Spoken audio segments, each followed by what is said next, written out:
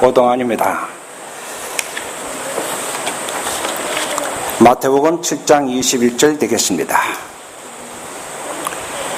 나더러 주여 주여 하는 자마다 천국에 다 들어갈 것이 아니요 다만 하늘에 계신 내 아버지의 뜻대로 행하는 자라야 들어가리라.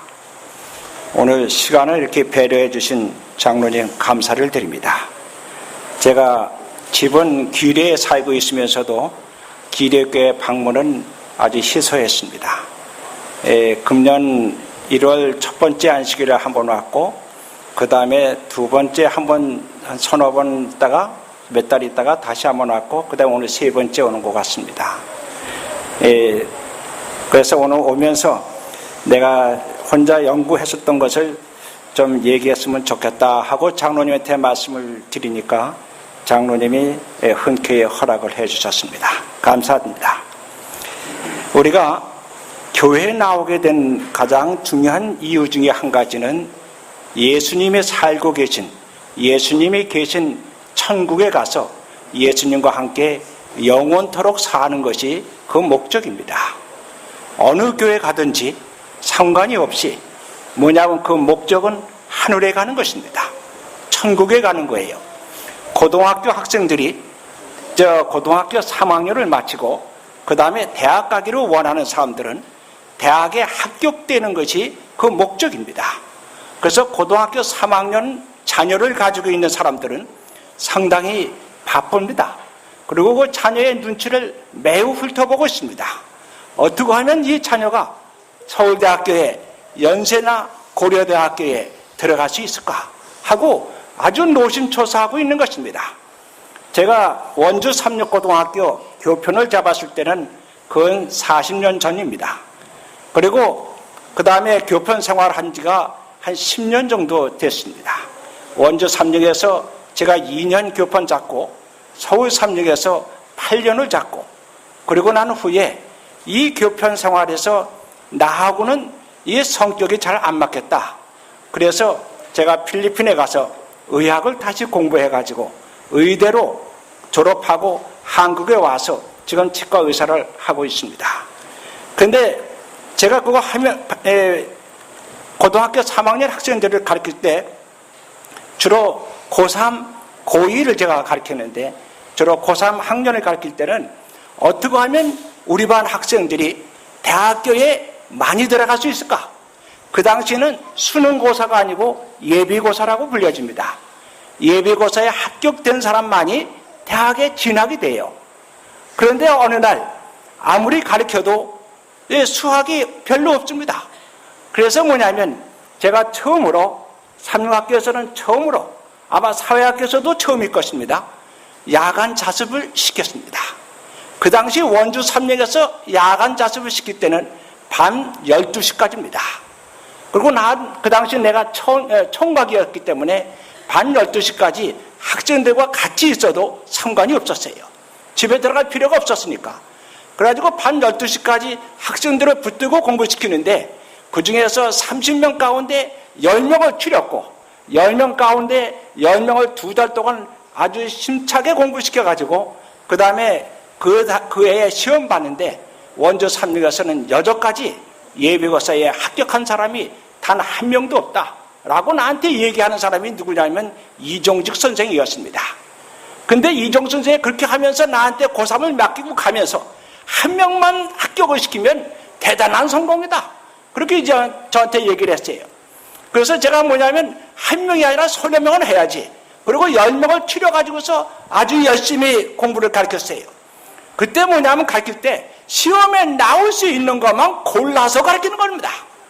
그렇게 했더니 뭐냐면 10명 가운데 2명이 합격이 됐고, 그 다음에는 재학생에서는 한 명도 없었으나 졸업생 10명 가운데서 5명이 합격돼서 이 원주 삼육에서 처음으로 7명이 확 붙은 적이 있었습니다. 그 다음에 제가 서울 삼육으로 전군을 갔어요. 전군 갔더니 서울 삼육에서는 예비고사 9명밖에 붙이지 못한다. 그러면서 나한테 한국 삼육 교장으로 계시던 지금 이름을 바로 잊어버렸는데요. 그분이 학급을 한 학급을 늘린 바람에 교장에서 떨어지고 그 다음에 교사로 서울 36 교사로 오셨어요. 그분이 고찬양 교장 선생님입니다. 근데 고찬양 교장 선생님이 고3을 맡고 나는 중2를 맡기로 했어요. 근데 그 소식을 어떻게 들었는지 하루는 고찬양 교장 선생님이 저를 부르더니 뭐라고 얘기하느냐면 우리 반 학생들을 원주에서 하던 방법대로 야간 자습을 시켜라. 그리고 나한테 자리를 맡기는 거예요. 그때는 내가 장가를 갔기 때문에 밤 12시까지 못합니다. 그랬더니 10시까지만이라도 해달라. 그래가지고 10시까지 했습니다. 그래가지고 10시까지 하면서 얘기를 들어보니까 한국 삼역은 10대 명 붙는데 서울 삼역은 10명도 못 붙는다. 이렇게 소문이 났어요. 그래서 이 학생들을 다 긁어 모아놓고 두 클래스를 모아놓고 그 다음에 그 당시에는 한 클래스였어요. 한 클래스 한 60명 가까이 되는데 그 학생들을 모아놓고 그 다음에 자원 체크를 해보고 다 체크해보니까 가능성이 희박하더라고요. 그래가지고서 이 학생들을 갖다가 가르칠 때 어떠냐면 예비고사에 나올 수 있는 것만 골라서 가르치자. 시간은 2달밖에 안 남았다. 그래가지고 2달 동안 열심히 가르쳐 갔더니 그 중에 20명이 붙었습니다.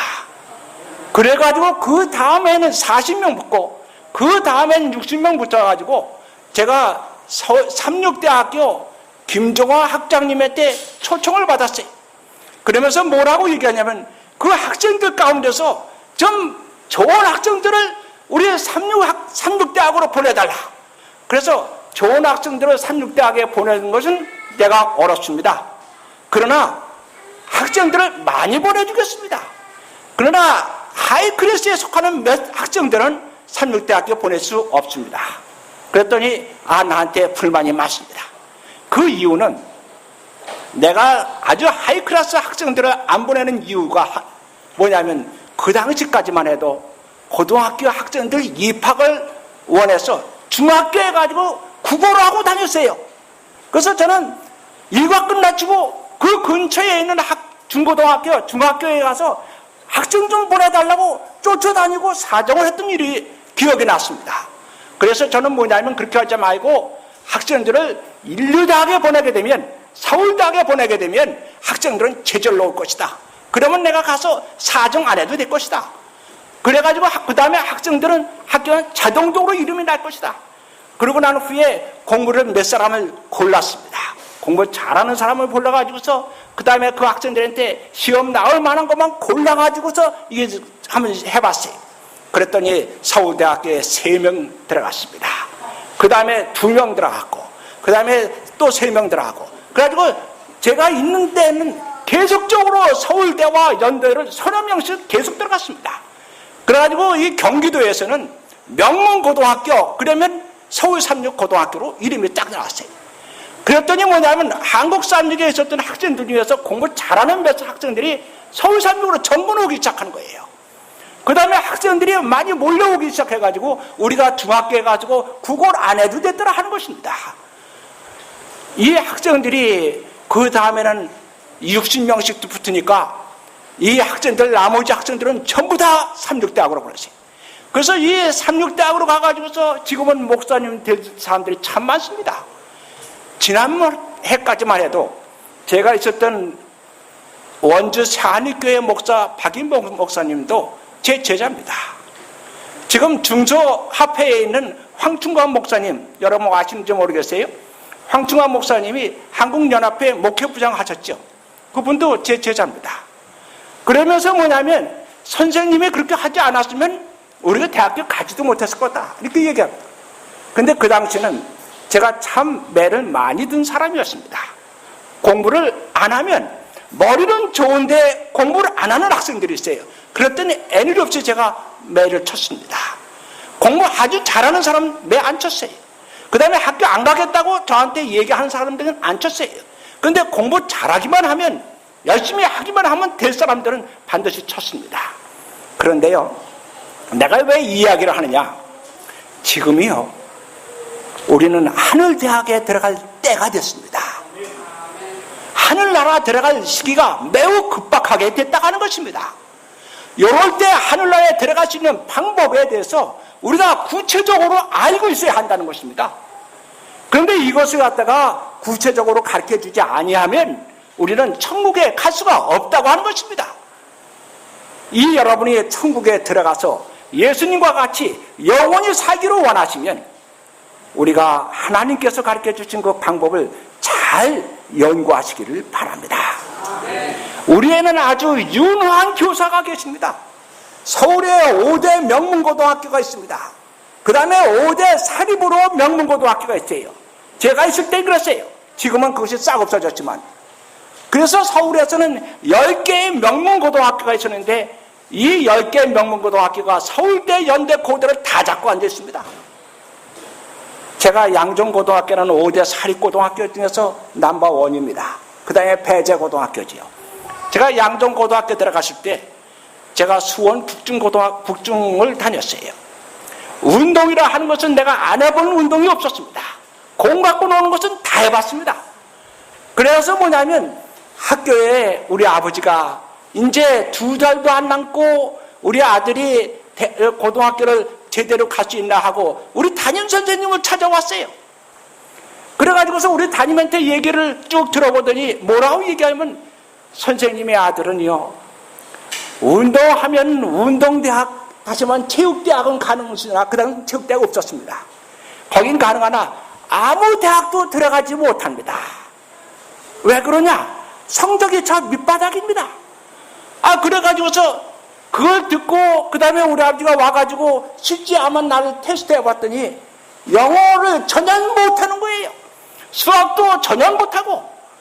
그래서 그때서부터 때리기 시작합니다. 아버지한테 내가 참 보름 동안 엄청나게 맞았어요. 하루에 2시간씩 얻어 맞았습니다. 위에서부터 아래까지 얻어 맞으면서 매일같이 집에 오는 것이 겁이 났어요.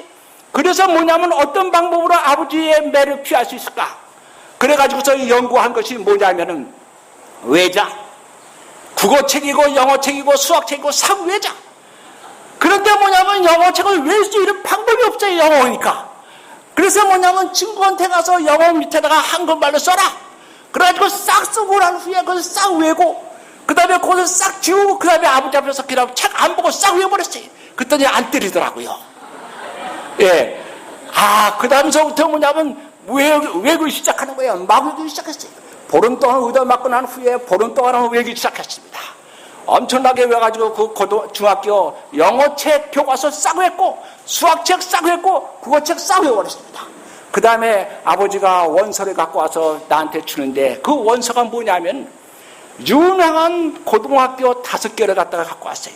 경복고등학교요, 양정고등학교요, 배재고등학교요. 그 다음에 이 5개를 갖다 나한테 딱 주는데 딱 보니까 4개는 내가 아는 고등학교예요. 이것은 제가 시골에서도 아주 유명한 고등학교로 알고 있어요. 그 중에 이름 하나 안 들어본 고등학교가 하나 있는데 양정이에요. 그래서 양정을 딱 잡았어요. 그랬더니 너 이거 선생님한테 가서 싸갖고 오너라. 담임 선생님이 가서 딱 줬더니 나를 쳐다보고 그 다음에 시험지 입학 원서를 쳐다보고 한참 쳐다보니 안 된다 이거예요. 네가 여기로 어떻게 들어가느냐? 이 고등학교로 어떻게 들어가느냐? 근데 아버지가 싸우라고 했어요. 그랬지요. 다 그것밖에 방법이 없어요. 그래서 그렇게 얘기했더니 아버지한테 전화를 했어요. 안 됩니다. 근데 아버지가 무조건 써라. 왜냐하면 그 담임 선생님이 우리 아버지 제자거든요. 그냥 꼼짝없이 써서 날 줬어요. 그 다음에 이제 양정고등학교에 딱 갔더니 내가 운동을 많이 해서 그런지 등치가 그 당시는 컸습니다. 지금은 작아도요. 그 당시는 컸어요. 그랬더니 뭐냐면 양정고등학교에 뒤에서 주목하는 사람들이 나를 붙들고 와가지고서 변석관 뒤로 갔어요. 내 경험상 변석관 뒤로 가면 그날 죽는 날입니다.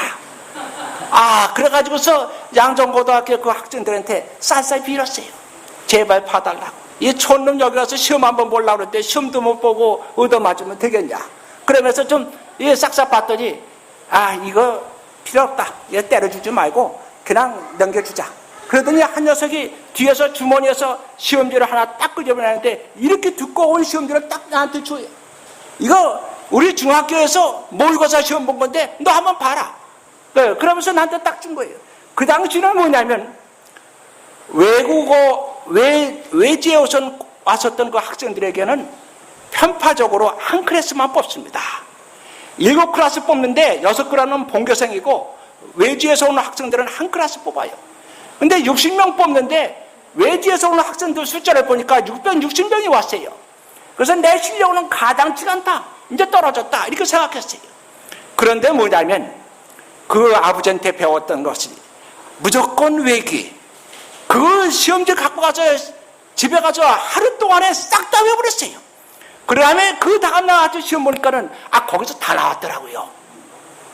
그래가지고 제가 성적이 우수한 성적으로 양정고등학교에 입학이 된 적이 있었습니다. 내 이 경험을 살려서 서울 36에서 원주 36에서 한번 해봤더니 되더라 하는 것입니다. 그래서 내가 지금 한 가지 말씀을 드리는 것은 이제 천국 대학이 눈앞에 왔습니다. 천국에 들어갈 때가 가까웠습니다. 이럴 때 뭐냐면 우리가 정신 차려서 예수님께서 요구하신 대로 하지 아니하면 천국 못 가니 예수님께서 요구하신 대로 할 수 있는 방법을 연구해보자 하는 것입니다. 그래서 제가 찾아보았더니 여러 군데 나오지만은 마태복음 7장 21절 내 아버지의 뜻대로 행하지 아니하면 결단코 천국은 못 간다 하는 것을 알았습니다. 내 아버지 뜻이 무엇이냐? 이것이 첫 번째입니다. 화이트인이 계시를 봤습니다. 계시를 보면서 하늘에 올라간 사람의 숫자를 봤더니 매우 적은 숫자가 하늘에 올라가더라 하는 것입니다. 이것은 증언보감 2권 445쪽에 있는 말씀인데 한번 읽어주겠습니다.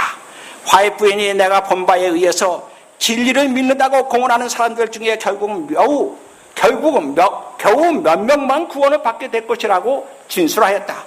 그들이 구원을 받을 수가 없기 때문이 아니라 그들이 하나님께서 지정하신 방법대로 구원을 받으려 하지 않기 때문이다 라고 했습니다. 하나님께서 지정한 방법대로 아버지의 뜻대로 이런 말입니다. 그때로 구원을 받지 않았기 때문에 구원 안 받는 사람의 숫자가 매우 적다 하는 것입니다. 여러분이요, 여기에서 하나님께서 지정한 방법 가운데 한 가지밖에 없습니다. 그것은 뭐냐면 이렇게 되어 있습니다. 사도행전 16장 31절에 보면 주 예수를 믿어라. 그리하면 너와 내 집이 구원을 얻으리라. 구원을 얻는 것은 예수를 믿는 것이라고 그랬습니다. 요한복음 14장 6절에 보게 되면 예수께서 말씀하시기를 내가 곧 길이요 진리요 생명이라 라고 했습니다. 그런데 놀라운 것은 이렇게 나왔습니다. 이건 뭘 갖다 얘기하면 팔만대장경에 나오는 불경입니다. 이 불경은 불경 서작 속에 석가모니가 얘기한 이야기가 이렇게 나와 있어요. 여기 보게 되면 하시 야솔에 하시라는 것은 언젠가는 말입니다. 야소라는 것은 예수입니다. 예수가 오게 되면 이런 뜻입니다. 석가모니도 예수가 올 것을 여기다 써놨어요. 그 다음에 뭐냐면 오도 유무지 등야라. 내가 가르친 도는 기름이 없는 등이다. 이렇게 되어 있어요. 이것이 뭐냐면 팔만대장경에 수록되어 있다라고 이렇게 프린트한 것을 내가 하나 얻어 갖고 왔습니다. 그래서 내가 석가모니도 예수님이 오실 것을 알고 그 다음에 예수님의 도가 오게 되면 예수님의 진리가 오게 되면 자기는 아무것도 아니라는 것을 여기다 써놓은 것입니다. 그래서 천국에 올라갈 수 있는 길은 오직 예수님밖에 없다 하는 것입니다. 예수님을 믿어야만이 천국 간다는 것입니다. 예수님을 믿는 방법에 대해서 하나님께서 지정해 놓으셨다 하는 것입니다. 믿는다 하면 우리가 보이지 않는 형이 상악입니다. 그래서 뭐냐면 남의 사람의 믿음을 우리가 볼 수가 없어요. 그렇지 않습니까? 그러나 그 사람의 믿음을 볼 수 있는 방법을 하나님께서 우리에게 가르쳐 주셨는데 그 믿음은 행함으로 말미암아 증거하는 것이다 라고 했습니다. 그래서 이 행함으로 말미암아 증거하는 방법을 예수님께서 우리에게 모본이로 보여주시는데 그 모본이 뭐냐면 예수님께서 하나님께서 지정해 주신 길을 걸어가셨다라는 것입니다. 그래서 예수님께서 걸어가실 때 어떤 길을 하면 고난의 길을 계속 걸어가셨습니다. 그 다음에 예수님께서 뭐냐면 내가 죽은 후 3일 후에 부활하리라 하는 말씀도 제자들에게 여러 번 얘기했습니다. 여러분 기억나시죠? 그러면서도 뭐냐면 겟세마네 동산에 가서 마지막으로 기도하실 때 뭐라면 예수님께서 할만하시거든 이 잔을 내게서 좀 벗어났으면 좋겠습니다. 그러나 뭐냐면 나의 뜻대로 마옵시고 모의 뜻으로 아버지의 뜻대로 이루어 주옵소서라고 기도한 적이 있습니다. 그 정도로 예수님께서 십자가의 짐이 무거웠던 것입니다. 그래서 우리의 모든 죄가 예수님에게 그렇게 무거웠어요. 그래서 예수님이 피하고 싶은 마음이 있었던 것입니다. 그러나 예수님께서도 뭐냐면 하나님께서 주정하신 길이었기 때문에 그 길로 묵묵하게 걸어가셨다고 하는 것입니다. 그래가지고서 갈바리의 십자가에서 못을 박혀 돌아가셨고, 그래서 그 못을 박혀 돌아가실 때 뭐냐면 여러분이 잘 아신 대로 아버지, 나의 아버지 어찌하여 나를 버리셨나이까 라고 하는 말 기억나시죠? 그 말이 왜 그럴까요? 이 죽는 순간에 아버지가 예수님과 교감이 없었다고 하는 것입니다. 그러나 아버지는 교감은 없어도 아버지 하나님께서는 예수님 옆에 계셨습니다. 죽는 순간에도 하나님께서 그 옆에 계셨어요. 그리고 뭐냐면 예수님께서 십자가의 못에 박혀 돌아가셨으므로 말미암아 여러분과 저는 다시 살 수 있는 기회가 됐어요. 이거 예수님이 이와 같은 길을 만약에 걷지 않았으면 지구의 운명은 끝난 것입니다. 우리의 모든 인간은, 모든 사람의 구원은 끝난 거예요. 그런데 뭐냐면 그 끝나게 하기 위해서 마귀는 십자가 옆에서 내려오라고 제사장과 관원과 납비 들어갔다가 얼마나 동원을 하고 자기 자신도 인간의 모양으로 나타나서 거기서 얼마나 얘기를 많이 했습니까? 그러나 예수님께서는 그 같은 모든 초능력을 다 가지고 있으면서도 내려오지 않고 그 자리에서 숨을 거두시고 돌아가시게 된 것은 누구 때냐면 우리를 사랑해 줬기 때문에 그렇다 하는 것입니다. 여러분 모두를 사랑해 주셨기 때문에 예수님께서 십자가의 못을 박혀 돌아가신 것은 하나님께서 지정해 주신 예수님의 길이었다라고 하는 것입니다. 이 모본을 우리 모두에게 주신 것입니다. 그래서 우리는 모두가 이 모본을 따라서 걸어가셔야 하는 것입니다. 우리는 예수님과 같이 고난의 길을 걸어가야 하는 것입니다. 고난의 학교를 걸어가야 하는 것입니다. 예수님이 가르쳐주신 고난의 침례를 받지 않는 사람은 천국에 못 간다고 분명히 언급되어 있습니다. 여러분이요, 이와 같은 말씀을 어디에 기록되냐면 성경에 먼저 기록되었습니다. 그래서 디모데후서 3장 15절에 보면 내가 어려서부터 성경을 알았니 성경은 능히 너로 하여금 그리스도 예수 안에는 믿음으로 말미암아 구원에 이르게 하는 지혜가 있게 하라 이렇게 얘기했습니다. 그래서 성경은 우리에게 구원의 지혜를 가르쳐주는 책이라고 분명히 언급됐습니다.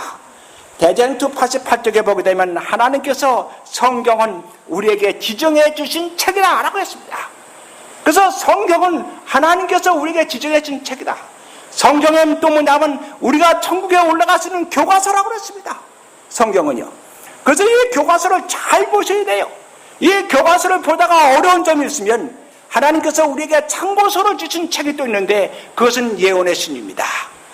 그래서 이 예언의 신과 교과서를 여러분 잘 보시면 천국에 가는 방법과 길이 자세히 적혀져 있다 하는 것을 여러분 기억해 주시기를 바랍니다. 그런데 이 우리가 신앙생활을 결정할 때 성경을 통해서 결정할 때 우리가 참 어려운 점이 많이 있습니다. 그 중에 한 가지가 시간이 다 됐나요? 아니, 20분 남았습니까? 네. 신앙을 결정할 때 가장 중요한 것은 성경책을 보게 되면 우리가 뭐냐면 진리라 하는 책이, 진리라 하는 말은 사실이란 말입니다. 예, 모든 것을 사실적으로 그대로 썼다고 하는 것이 진리예요. 그래서 성경은 진리예요. 그런데 이 속에 있다고 해서 우리가 그대로 다 믿고 그대로 다 따라서 하면 안 된다 하는 것입니다. 예를 들면 이런 말씀이 있습니다. 성경을 딱 훑어보게 되면 야곱이 부인을 4사람이나 뒀어요. 그래서 내가 원주에 어느 교회에 있을 때 어느 한 사람이 자기가 부인 2사람을 뒀어요. 그래서 얘기를 했습니다. 어째서 당신은 부인을 2사람 뒀냐? 나도 뭐냐 한 사람 뒀는데 너는 왜 2사람이냐? 그랬더니 뭐라고 얘기하냐면 자기는 야곱의 모를 보냈다는 것입니다. 야곱은 부인을 4명을 뒀기 때문에 나도 4명 둘 수 있다는 거예요. 안 된다고 그랬어요. 말라기서에 보게 되면 말라기에 분명히 하나님께서 뭐라고 하냐면 한 사람만 두지 아니하였느냐라고 했고 창세기에 보게 되면 하나님께서 아담에게 한 사람만 주었다라고 했습니다. 그런데 야곱은 자기가 임의적으로 한 것이지 하나님이 정한 것은 아니다. 그래서 뭐냐면 그것을 생각해 볼 수 있습니다. 또 한 가지는 술 문제입니다. 여러분 잠언에 보게 되면 누무엘의 어머니가 술을 먹어라, 독주를 먹어라 하는 말이 나옵니다. 어느 날 장 선생이 나한테 딱 대면서 오 선생 이거 한번 봐라. 뭘 봅니까? 그랬더니 여기 성경책에 술 먹으라는 말이 나온다. 그래서 내가 뭐라고 하냐면 그러냐고. 그렇지만 출애굽 후에 보면은 분명히 하나님께서는 술 먹지 말라고 했었다. 그런데 뭐냐면 이 친구는 이 말 듣고 술 먹다가 세상 바깥으로 나가서 지금 위암으로 고생하고 앉아 있습니다. 그 친구는. 여러분이 이와 같은 말들이 이 성경 속에는 참 많이 나와요. 쉽게 말하면 성경 쪽에는 뭐냐면 하나님의 말씀하신 거, 세상 사람이 만능한 거, 여러 가지 말들이 쫙 다 적혀져 있다는 것입니다. 이 중에서 뭐냐면 우리가 순종하고 따라야 할 말들은 어떤 말이냐면 여호와께서 가라사대 예수님께서 말씀하시기를 요 두 가지만 여러분 따르시기를 바랍니다. 요 두 가지 외에 다른 것은 이 여호와께서 가라사대 예수님께서 말씀하신 것을 여기하고 부합이 되면 따르시고 부합이 안 되면 안 따르는 것이 좋습니다. 여러분 이 성경 말씀 가운데서 야곱의 부인 4명 둔다고 해서 지금 뭐냐면 이것을 따르는 종교가 마음에 들 교회는 법적으로 부인을 4명이나 두고 앉아있어요. 법적으로요. 그래서 여러분이요 이건 잘못된 것입니다. 여러분 성경을 이성적으로 인간적인 이론으로 보지 마시기를 바랍니다. 성경을 뭐냐면 성경 말씀에 있는 것을 보게 되면 표상과 상징을 제외한 모든 말씀은 성경에 있는 말씀 그대로 믿고 따르라 라고 했습니다. 그래서 표상과 상징을 제외한 것은 여러분이요 다르게 해석하시는지 모르나 나머지 모든 말씀은 있는 그대로 따라 주시겠으면 좋겠습니다. 그리고 이 이성적으로 보고 그 다음에 이 성경을 의문의 눈으로 쳐다보게 되면 그 사람은 구원에서 매우 멀어진다고 하는 것을 기억하시기 바랍니다. 예수님의 제자 가운데서 12명의 제자 가운데서 가장 애를 먹인 제자 가운데 한 사람이 도마입니다. 도마는 예수님의 부활을 믿지 않았습니다. 그래서 뭐냐면 예수님의 손을 내가 만져보고 옆구리를 찔러보지 않는 이상 나는 예수님의 부활을 믿지 않겠다 했을 때 예수님의 그 자리에 나타나서 예수님을 도마를 부드럽게 청망하시면서 야 내가 내 손을 보고 내 옆구리에 손을 넣어봐라 그렇게 얘기하시는 거예요. 그러면서 뭐냐면 도마와 같은 이 사람들이 이 후세에 많이 나타날 것을 예수님께서 아셨습니다. 그래서 뭐냐면 이성적으로 따지지 마시고 말씀 그대로 믿는 여러분 되시기를 바랍니다. 여러분 이 도마와 같은 도마가 나중에는 회개하고 하나님 보고 예수님 보고 하나님이라고 불렀습니다. 주님이라고 불렀습니다. 여러분 성경책에서 이해가지 않는 것이 여러 가지가 있습니다.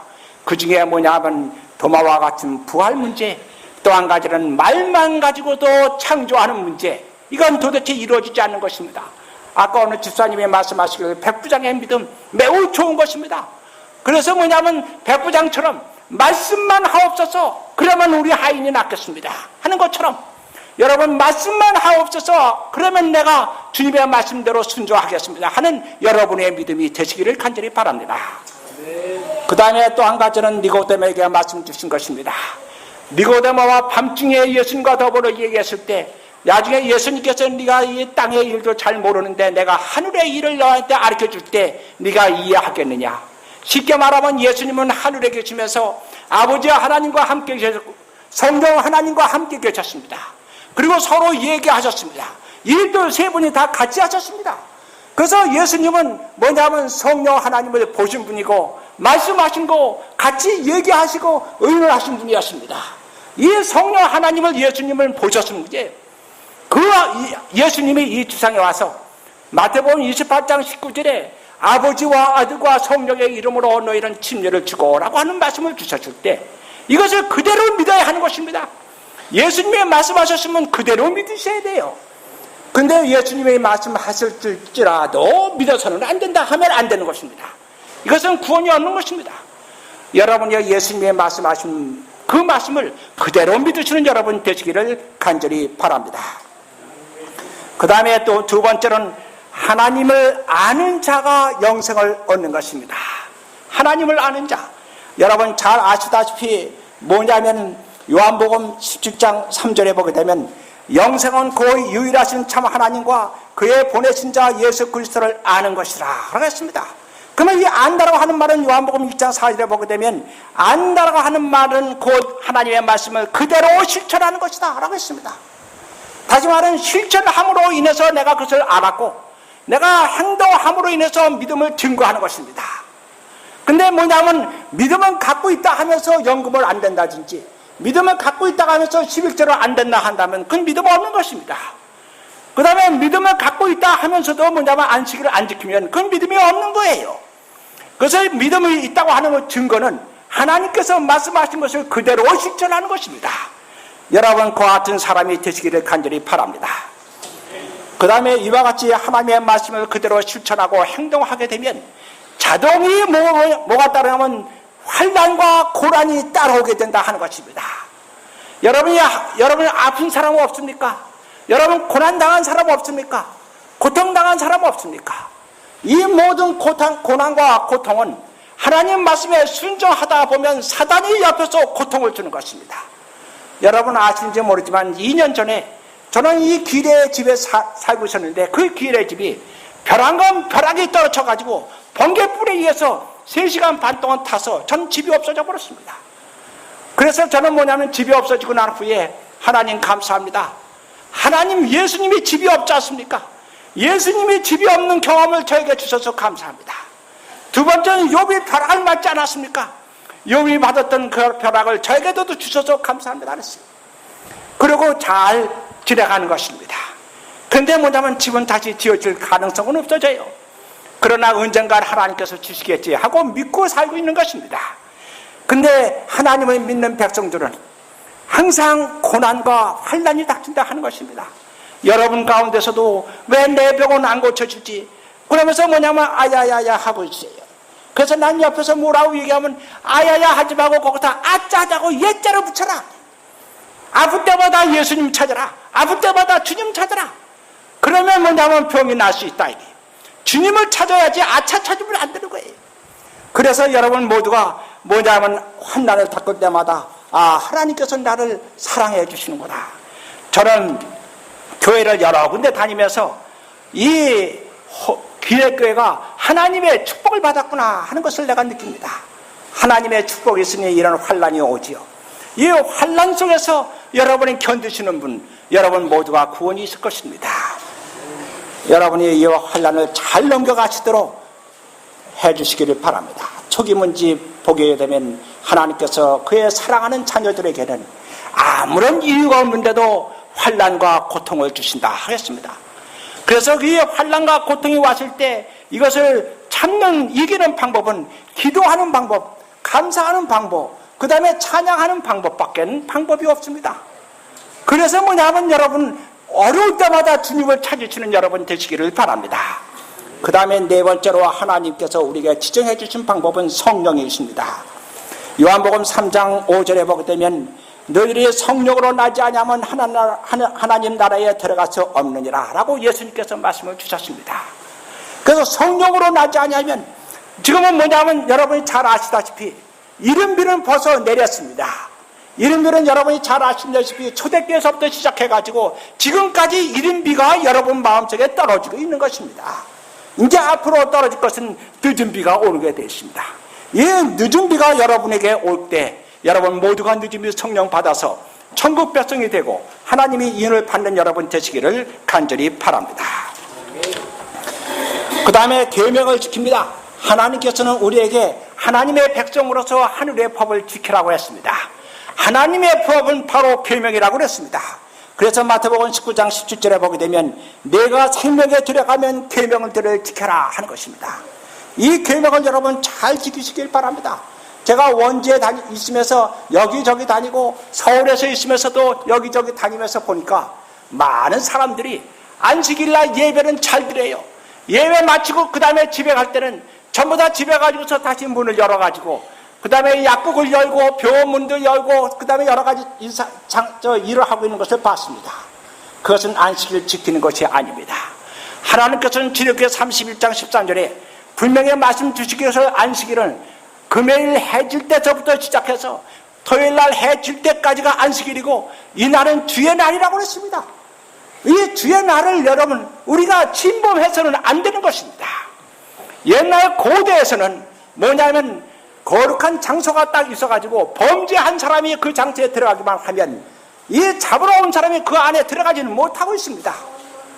우리나라에서도 한때 그런 일이 좀 있었지만은 그래가지고서 이와 같은 그 시간적으로 하나님께서 거룩한 시간을 만든 이 안식일에 우리가 함부로 손대지 말고 함부로 침범하지 않는 여러분 되시기를 바랍니다. 두 번째, 그 다음에는 하나님께서 우리가 거룩한 성품을 만들기를 원합니다.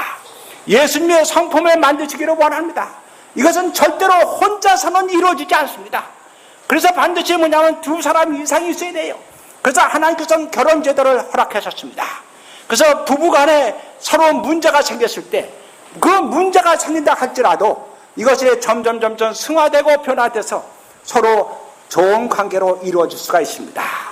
이혼만 하지 아니하면 두 사람은 나중에는 예수님처럼 변해지게 되는 것입니다. 그 다음에 이 사람들이 어디하면 하나님 앞으로 나오셔야 돼요. 그래서 이 교회에 나와가지고 교회에서 이 사람하고 부딪히고 저 사람하고 부딪혀야 합니다. 이 길에 계시는 여러분들은 아마 농사를 져서 낫을 잘 알 것입니다. 이 낫이 제절로 날카로워지는 법은 없습니다.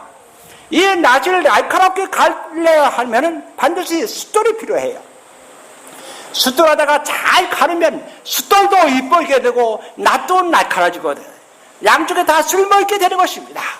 그래서 뭐냐면 우리가 교회 생활하면서 서로 많이 부딪히면서 서로 도와주고 서로 위해주다가 보면 서로 미운 사람들도 나중에 사랑하게 되고 이렇게 돼가지고 여러분 모두가 예수님의 성품처럼 변해지게 되는 것이다 하는 것을 여러분 기억해 주시기 바랍니다.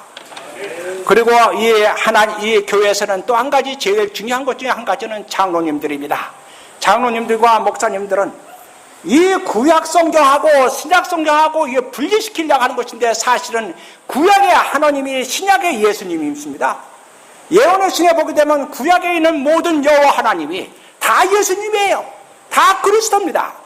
그래서 뭐냐면 그리스도께서 말씀하신 모든 것이 구약에 있는 것이 신약에서 폐지된 것이 아니었습니다. 어떤 사람은 신약의 예수님께서는 예수님이 오셔서 여성을 남녀하고 동등하게 만드셨다 하는데 동등이 아닙니다. 뭐냐면 예수님께서는 여자를 갖다가 이 짐승보다 못한 그 같은 자격에서부터 끌어올려서 아담의 옆에 그 밑에다 다시 올려놓은 거예요.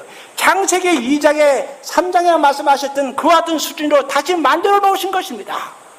그러면 동등은 언제 이루어질 것이냐? 창세기 때 동등했다가 완전히 동등하는 것은 재림하시고 난 후에 구원받은 모든 사람들이 동등이 될 것입니다. 그래서 이 구원받기 바로 직전까지는 하나님께서 말씀하신 그대로 이루어지는 것이에요. 이것을 우리가 묵살하고 움직이면 문제가 생긴다 하는 것을 여러분 아시기를 바랍니다. 그 다음에 하나님의 교회 안에서는 하나님께서 정해주신 방법대로만 예배를 드리셔야 하는 것입니다. 근데 요새는 10년 전서부터 우리 교회 안에는 박수가 들어왔습니다.